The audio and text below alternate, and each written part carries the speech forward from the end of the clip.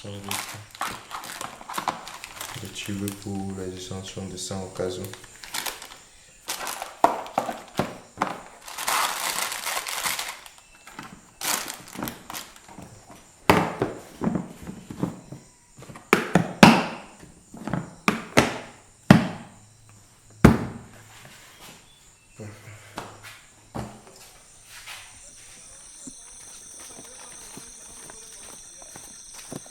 Le lac est très calme ce matin.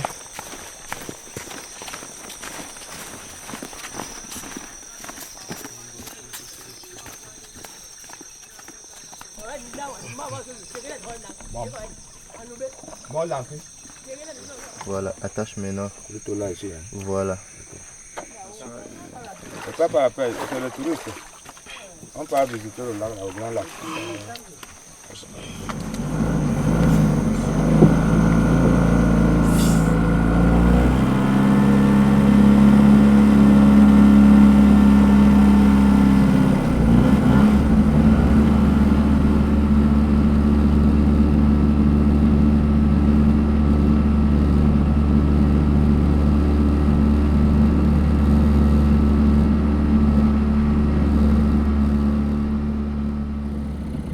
Donc voilà, voici l'un des problèmes qu'on rencontre dans le lac ici. Tu vois, des gens sont en train de mettre les filets à tort et à travers.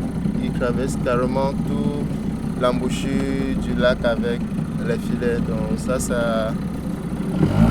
peut être menace pour le Lamentin dans la mesure où le Lamentin peut facilement s'emballer là en voulant trouver son chemin dans ce lac. Attention. Attention, voilà.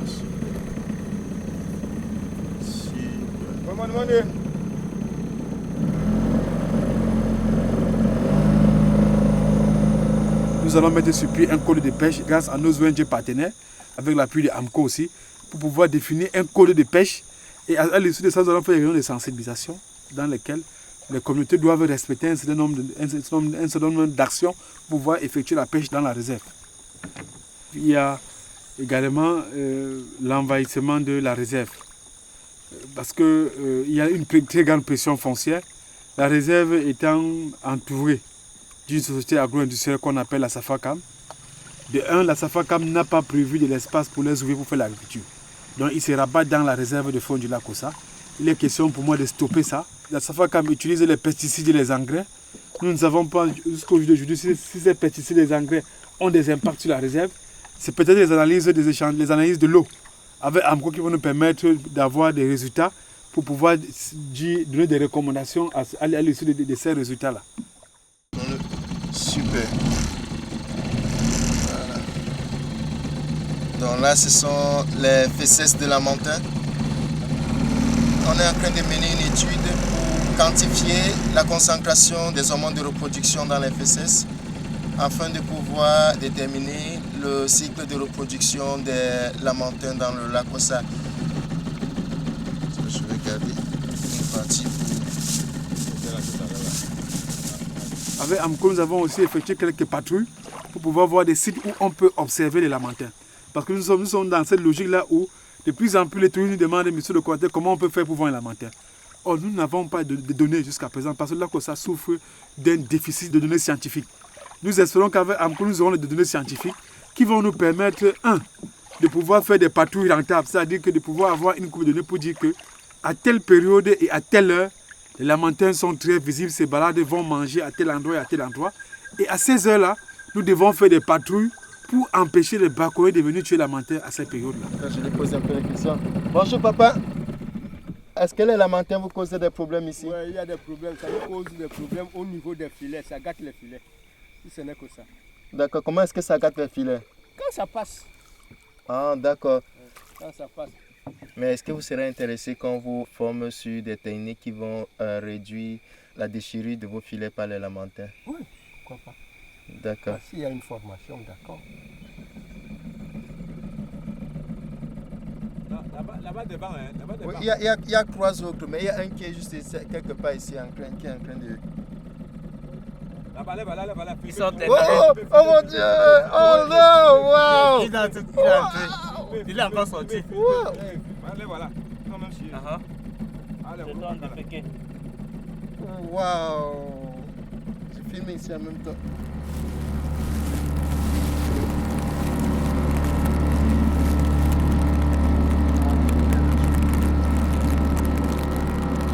C'est le terrain. On peut se faire mouiller à tous les coups.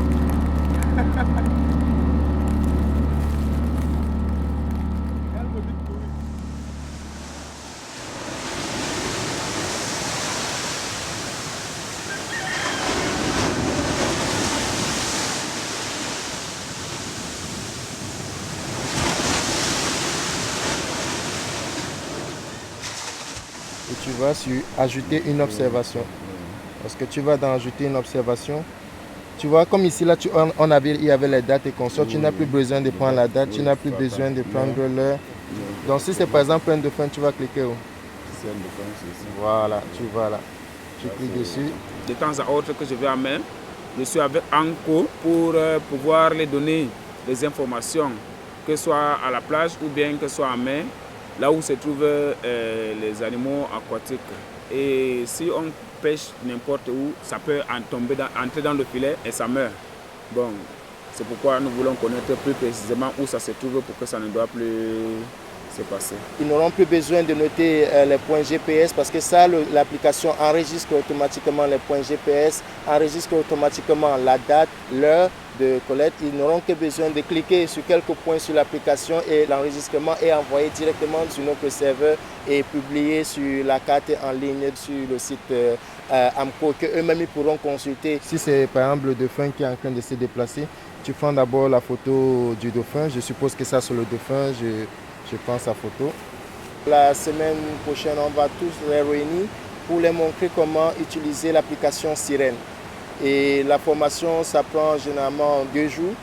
On les forme et on s'assure qu'ils ont maîtrisé l'outil. Et par la suite, on les laisse donc se collecter les données par eux-mêmes.